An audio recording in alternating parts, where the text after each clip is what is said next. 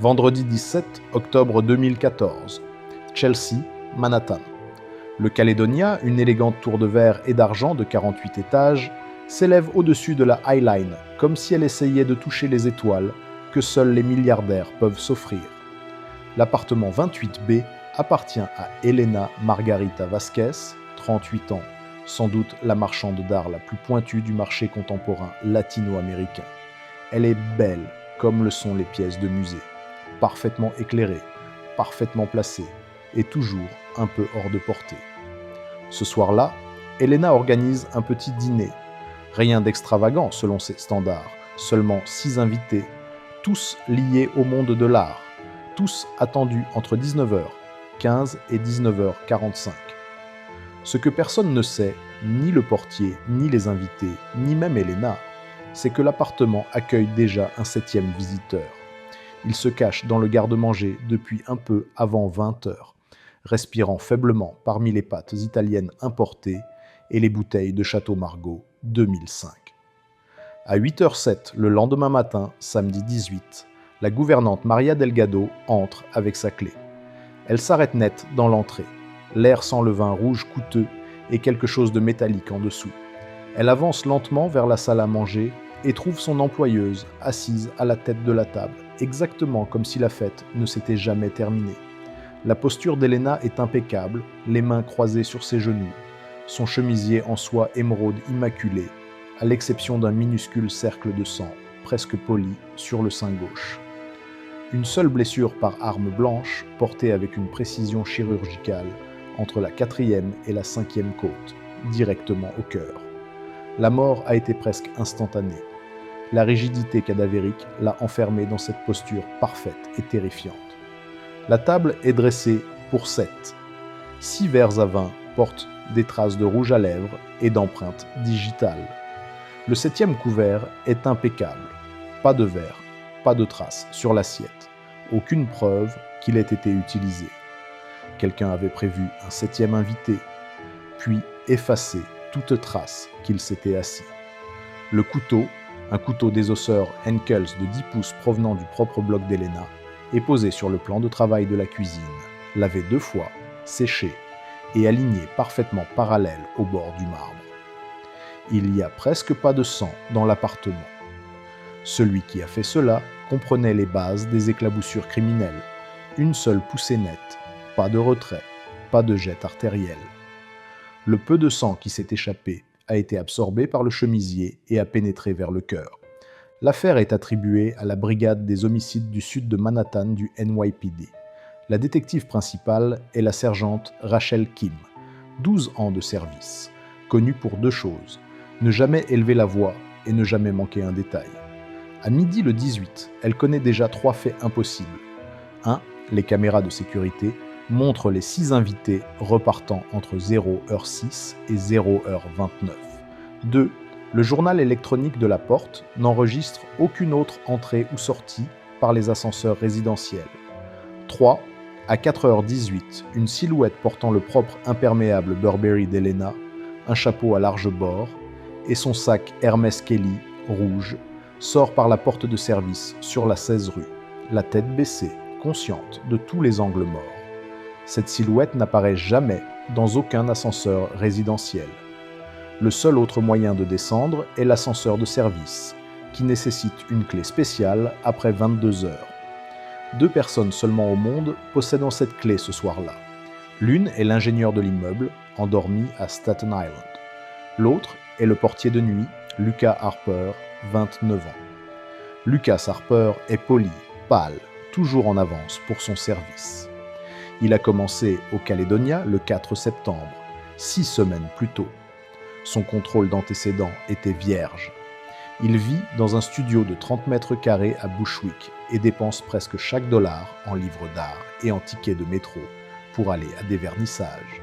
Les détectives creusent quand même, car le registre de l'ascenseur de service montre qu'il a été appelé au 28e étage à 23h47 et retenu pendant 7 minutes et 12 secondes, alors que le dîner battait encore son plein.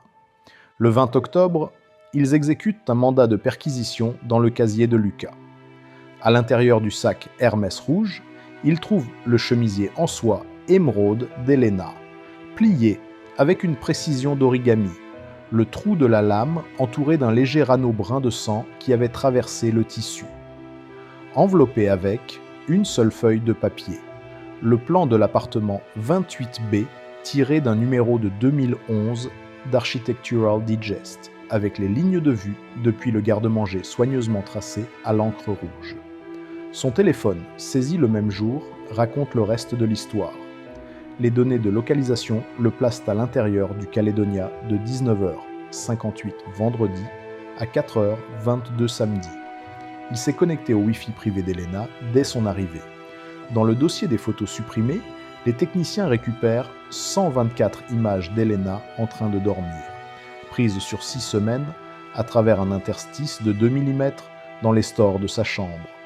Il y a aussi une vidéo de 42 secondes filmée depuis le garde-manger à 0h31. On entend les invités rire dans le couloir, la voix d'Elena souhaiter bonne nuit, la porte se fermer.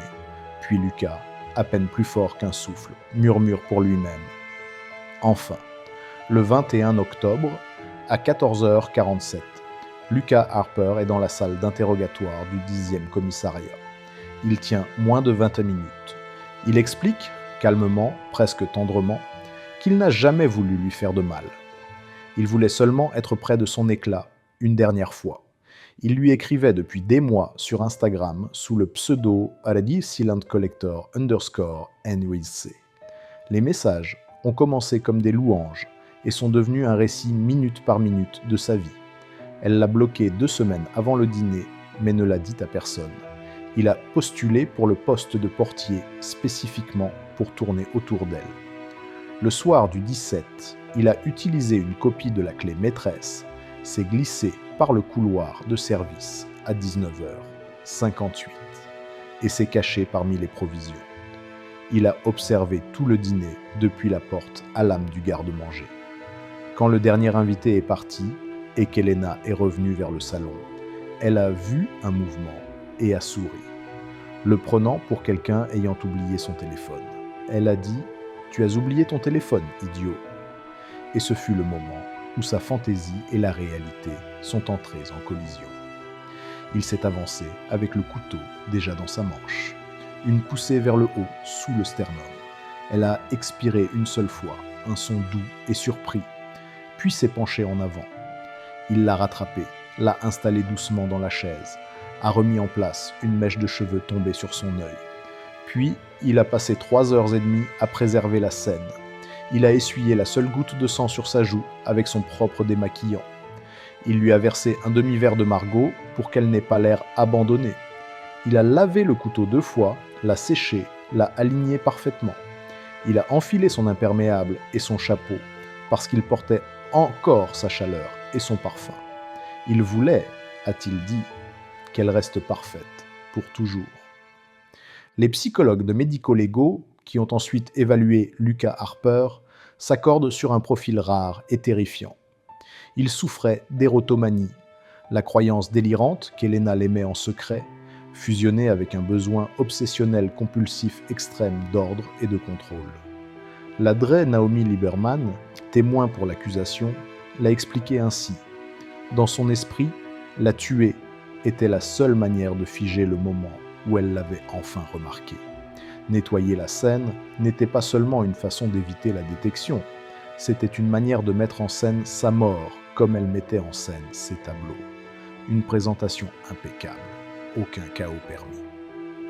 Le 9 mars 2015, Lucas Harper se tient devant la juge Margaret Chan à la Cour suprême de New York et plaide coupable de meurtre au premier degré, de cambriolage et de harcèlement aggravé.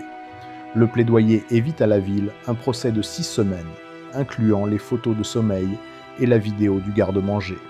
Le 12 mai 2015, il est condamné à la prison à perpétuité sans possibilité de libération conditionnelle.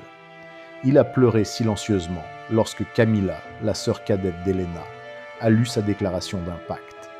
Elle lui a dit qu'Elena avait passé sa vie à rendre la beauté accessible au monde et qu'il avait pris la seule chose qu'Elena ne pourrait jamais remplacer, son avenir. L'appartement 28B n'a jamais été reloué. Le bâtiment a dépensé 1,4 million de dollars pour améliorer les caméras et les serrures biométriques des couloirs de service. Chaque 17 octobre depuis 2015, un don anonyme de exactement 28 000 dollars arrive au New York City Anti-Stalking Advocacy Project. Le numéro de routage mène à une fiducie établie par la mère de Lucas Harper avant sa mort, en 2019. Depuis sa cellule du Clinton Correctional Facility, il essaie encore d'être lié au monde d'Elena. Certains crimes hurlent, certains brisent le verre et laissent des empreintes de mains sanglantes sur les murs. Celui-ci était presque silencieux. Le petit tintement d'un verre à vin qui n'a jamais existé, le murmure d'une porte de garde-manger qui se referme, le dernier souffle d'une femme qui a souri à une ombre qu'elle croyait être un ami. Et quelque part dans la ville ce soir, au 28e étage d'un immeuble qui surplombe la High Line, une table est toujours dressée, pour 7, attendant un invité qui est déjà venu.